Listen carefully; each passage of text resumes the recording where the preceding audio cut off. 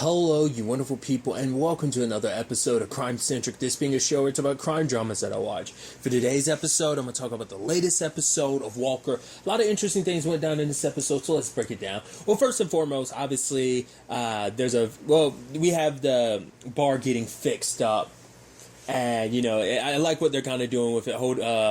Just changing some things up. Even at one point, like, August, I feel weird just calling the character Augie like I'm on a personal connection with the character or whatever. It's, but the August is making, like, a wall where people just basically put up, like, stuff that's just kind of, like, sentimental to them. Just, like, stuff that they have, like, memories of and stuff like that. Like, for example,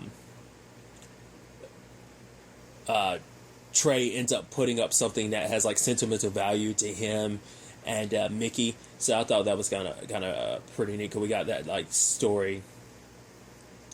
But at the same time, there's a whole conversation about like, oh, where's Jerry? We haven't seen her about months. Like, oh yeah, she'll be around. Blah, blah, blah. It's like it's like right. She's kind of been avoiding you since the kiss and everything, which he ends up ultimately confiding in Mickey about it. There's levels to that thing that I didn't even think about. I thought about the complication of like Emily and Jerry and everything, but I completely didn't think about the Hoyt aspect. It's like, right, Hoyt is in love with Jerry.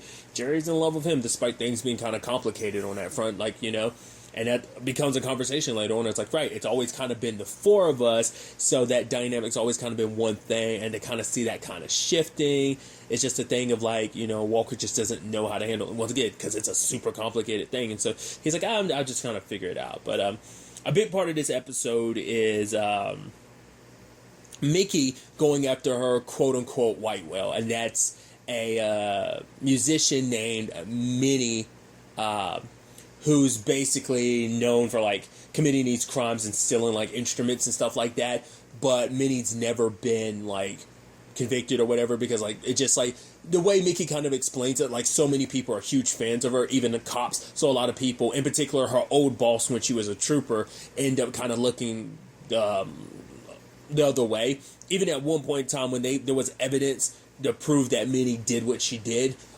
he ended up kind of compromising the evidence, so it had to be thrown out, so it couldn't be used against her. So for Mickey, this is kind of like that special case of like, yeah, like this has been mine, like this is kind of something I've kept an eye on the entire time, so I'm gonna finally take her down, as like I brought up earlier, this is kind of her white whale, the one that just kept getting away. And but Walker's a big fan of Minnie, like a lot of people, and just like to the point like Mickey was like, you're not coming with me. And then obviously when they go to the show to confront her at first and everything, Walker's just like geeking out and everything, and just like I love that like the entire episode Mickey's giving it a side eye like, really, calm down, Walker. He turns almost just a little bit of like a babbling little kid in front of like Minnie, because I guess he's just that big of a fan.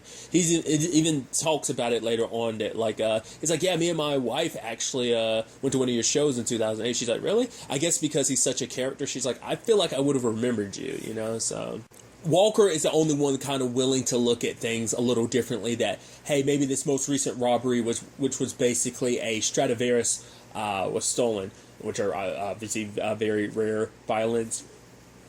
Isn't it? I think that's the violin that's like, I've always seen that in stuff. I don't know if that's actually true, but those are like super rare. They're made from like a very specific wood to create a very specific sound. If I remember, like I said, it's some TV shows and stuff, maybe movies I've seen that like reference, like there's only like a small number of them that actually exist in the world, so they are super rare and they are super expensive. That's my understanding of it. I believe that's the violin. I think the Stradivarius. I think it's like one of like the top tier violins. I'm not a violin person. Once again, I've just watched stuff that kind of talks about that. But nevertheless, Mickey's so sure that Minnie's behind all this that she's kind of like, yeah, even though there's evidence kind of presented showing like, oh, she has an alibi and stuff like that, Mickey's like, I don't buy it. Which part of me was kind of like, maybe Mickey's right. I think that's going to be the twist. I thought that was going to be the twist of it, where it's like everything's pointing towards Minnie being innocent, but then it turns out, oh no, she was behind everything. But she does like have security cameras that she was saying like, oh yeah, it seemed like someone's kind of potentially casing the place, because she had talked about it like, because of her past and stuff like that, she was kind of aware of like, someone kind of getting an idea of the place and stuff like that. And it turns out someone was stealing from her, was casing a joint, and ended up stealing like a guitar. It might have been like a bass guitar.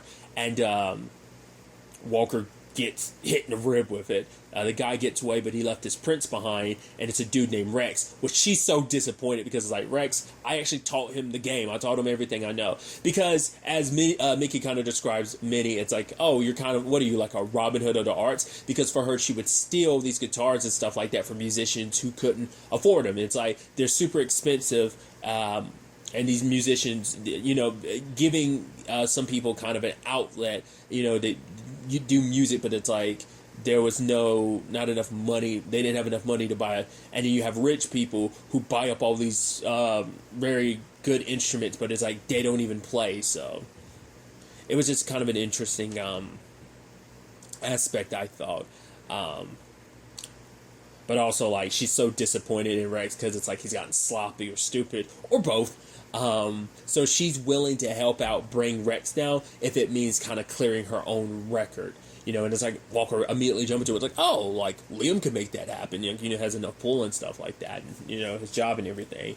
But, and it's like, because even Mickey's like, why would you need it? You're a musician. Like, was that really, I felt like a criminal record. Does that really affect you? And she's like, well, yes. She's like, you know better than anyone, kind of like the double standards of, like, right. Like, it makes it a little harder to just, you know, other aspects of life become a little harder when you've got that criminal record. So, which ends up being an interesting conversation later on that they have about, like, right, the double standards always having to be, like, kind of perfect. We've seen that with Mickey. Like, she always had to, like, you know, kind of prove herself a little bit more than everyone because she can't mess up because there's even more eyes on her kind of waiting for her to slip up. So, like, her and Minnie had that conversation about, you know, the double standards again later on.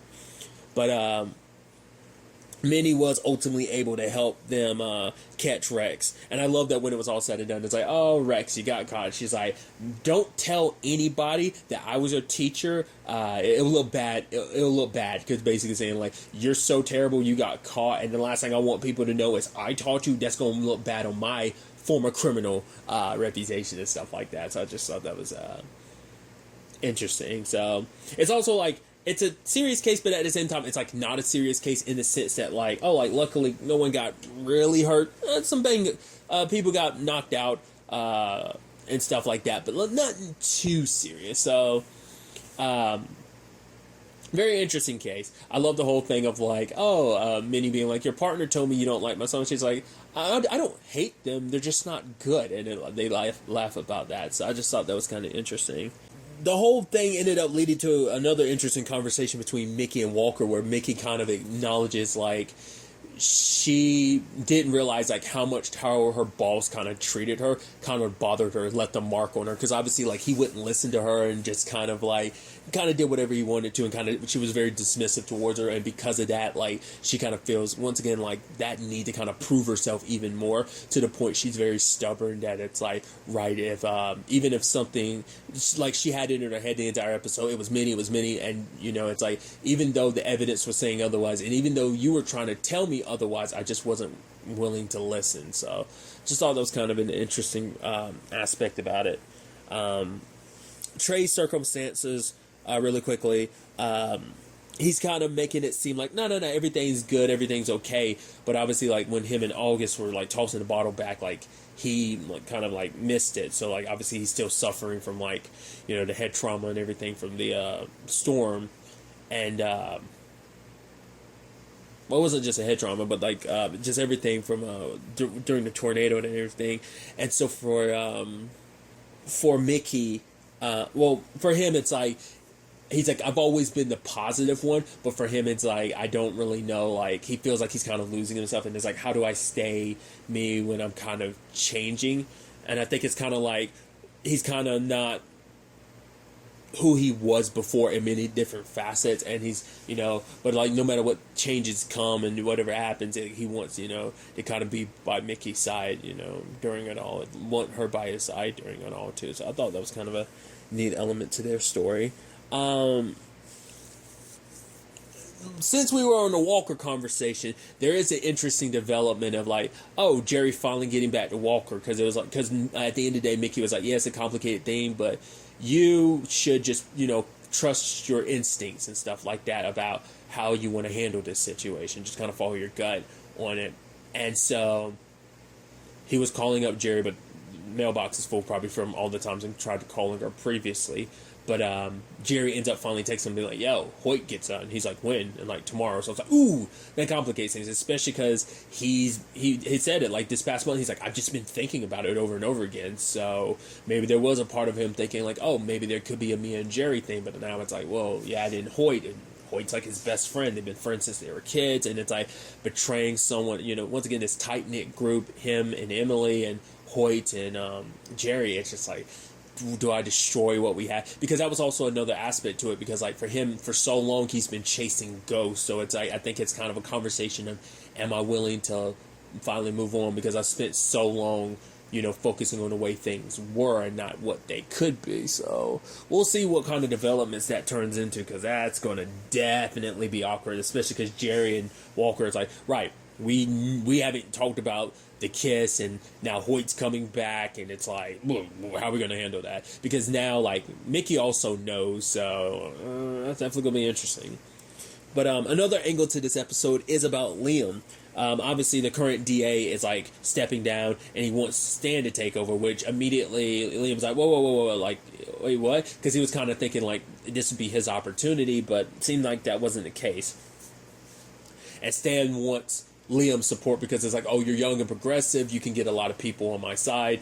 But for Liam, it's a situation where he feels like Stan is like, the way things have kind of been, they've run things, because the reason why the DA dude likes Stan so much, because it's like, oh, he's kind of like me, he's old school. But for Liam, it's like, there's a better way of running things like it's 2020 and not 1920, and he talks about it with his dad. Like for him, it's just like, he thought, like, he had more time to kind of, like, for his life to kind of be where he wanted it to be. Which, obviously, his dad was like, oh, like, that's, like, the most BS thing I've ever heard. Like, that's the craziest thing I've ever heard come out your mouth, essentially.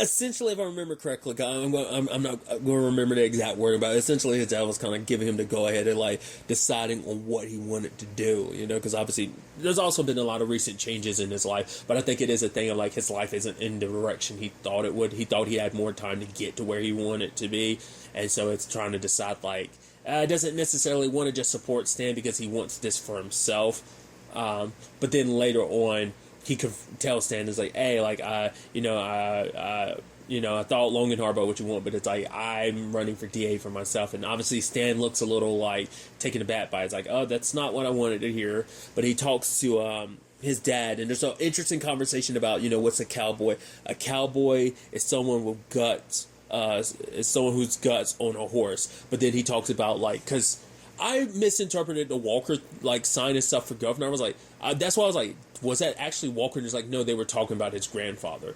They didn't make that clear when that came up previously. I want to say that was last episode, if I'm not mistaken. But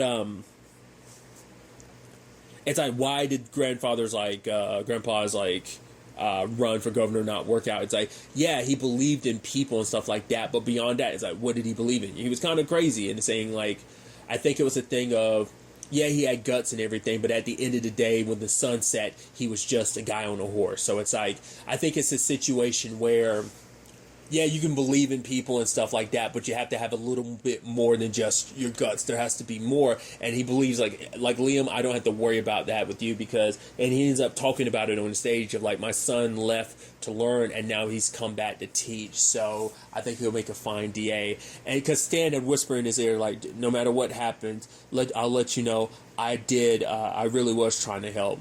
And so he kind of gives, when he's on stage, he kind of gives, Stan nods back. I wasn't 100% sure how to interpret that. Whether that was kind of a thing of Stan being like, nah, I kind of support this. Me and your dad maybe had already talked about this before you showed up, about, like, what you wanted, and, or maybe that's kind of his way to be like, yeah, you're throwing your hat in the ring, but it's like, yeah, no matter what happens, like, the fact is, I really was trying to help you, so which one of us wins, it's all good. Like, maybe that's kind of him showing his support, like, hey, let's get to this, may it be a good fight type of thing for becoming the DA. So that's going to be an interesting development for I wonder. I mean, I'm assuming like that's a definitely a path that you can go down, like becoming a DA, but then eventually becoming a governor. So Liam might go down that path. So there's that. There's Stella still dealing with the aftermath of the Trevor thing. Because Walker's asking about it, but she's kind of like dodging the subject, being like, "Guys, geez, why are you asking so many questions? Leave me alone about it." But basically, she's trying to track down Trevor, and she kind of goes through some of his photos and stuff, and she kind of snuck in and got some of his photos. But then, like as she was leaving, she ran into his dad because his dad's kind of working there, for his I guess what would the terms be, like community service or something of the sort. And so there's moments in between Stella and him, and it's so interesting. Like considering his resentment towards her dad, you would think like he talks a little harshly to her, but he's actually very like in a weird way kind of sweet how he opens up to her in certain regards. I don't know. It seemed weird considering like you have such a vendetta against her dad. But I guess it's also a thing of like, yeah, but I don't have a personal vendetta against you. I might kind of not like your family, but it's like he holds something against her to a certain extent because it's like, right, you did steal my boy's heart. My boy was meant to get close to you, and he kind of stole his heart. He kind of got in his head, and so he talks about he kind of cut Trevor off because it's like Trevor kind of had something to do, and it's like Trevor's just kind of ran away from it. But it's like, you're his dad. Like, there has to be good parts of it. He talks about, like, yeah. Because obviously Stella's trying to find a way to get to Trevor, and ends up talking about, like, yeah, like, Crystal's sister, we would kind of leave him with his Aunt Harriet. When we go do jobs, the fun of it all. And it's like the fun of it, it's like while you were off, quote unquote, having fun being criminals and stuff like that, you left him alone because he wasn't there a lot of parts in Trevor's life. Because even he had talked about, like, yeah, there are the good moments, like, yeah, like Trevor's first steps and stuff like that. But it's like he missed a lot of monumental moments in his son's life because he was off being a criminal, having so much fun. But for him, it's also like, oh, you don't want to have this conversation. Don't want your dad to know about this conversation because like, if you tell him, I'll know I'd have a far reach. But obviously, using what she learned, she ends up tracking down Trevor. But when the time comes, like, people his dad hired showed up. So they're kind of roughing him up a little bit. I think for one, it's like, yeah, like running away, boy, like not doing the job you were meant to, and you got the nerve to run away from me. So, like, they punch him. Luckily, Stella was able to get him out of there, but it's like, I can't believe your own dad would do that, But obviously, it's kind of picking up the conversation of, like, why he just up and ran. And for him, it's like, it's like, he does legitimately like Stella, and he was told to get close to her, but he got close to her because he legitimately just likes her. He wanted to be. But it's like, what kind of future can we have considering, like, the bad blood between our dads? Because it's obviously, it's like your dad, is kind of responsible with what happened to my mom. And it's like, Stella was like, that's not fair. And he's like, it's not?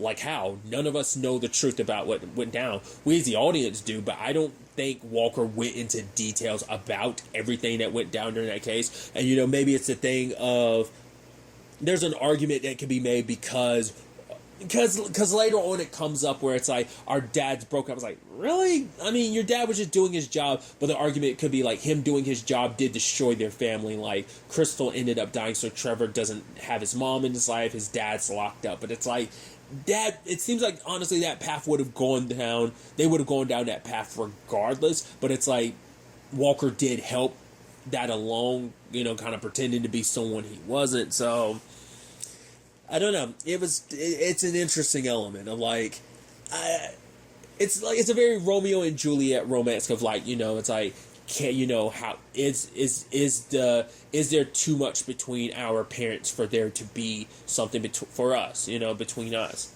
And so Stella ends up hugging her dad. He's like, oh, is there anything wrong? And she's like, no, it's good. I'm happy. I'm probably going to call it in early. And she's driving away with Trevor. And once again, like, despite what's between our dads, like, they don't get to dictate, like, what we decide to do. We can fix what they broke. Once again, it's like, maybe when the truth comes out. But, I mean, once again, the truth is always, like, a little bit in between. But it's like, we got Walker's perspective on it. Maybe there's a different perspective on it. Like, to be fair, like the missing money and stuff like that was Crystal hiding it and everything. because from our perspective, Walker literally said, let's get out of here. Like, he's the one that went gung-ho and everything. Crystal got shot because of it. He wanted to get her to a hospital. That she died because she was so busy trying to hide the money for Trevor's dad and for Trevor, I'm assuming. But it's like, that's why I think it's kind of messed up that, like, he's kind of catching any fault. But like I said, it is a thing of, like, regardless, you know, and he's still unaware of the truth, too. So I was wondering whether Stella was just legitimately going to run away with Trevor. And kind of to a certain extent, she does. But I thought it was going to be like I say kind of my pseudo goodbyes to my dad without him knowing it. And like, let's see where the road takes us. To a certain extent. Because it's like, you know, we'll go until the gas runs out. And then, you know, for tonight, you know, we'll just kind of enjoy this moment. And we'll figure things out tomorrow. Like, what comes next? What are we going to do, you know, about us, about our dads, you know. So it's a complicated situation. Like I said, very Romeo and Juliet-esque. Once again, you always just hope that there's no tragedy at the end, but you never know, like, especially with the fact is of what Trevor's dad can do, even behind bars, of, like, he might send more people out to kind of track them down, but also, like, you know, Walker's already got to deal with, like, some more emotional side of things being complicated, so we'll see how that all kind of plays out going forward into the next episode, whether it's, like, Trevor's dad wants to kind of make his move against Walker, whether he's willing to kind of let things go because he's kind of at fault in his own rights. But he's, you know, it's easier to blame Walker than kind of take fault for your own actions to a certain extent, because you just, a lot of times you just need someone to blame because it's easier, a way to kind of alleviate some of the guilt, you know. But we'll see whether things kind of float that way. I'm really curious to see where all this takes us going forward into the next episode.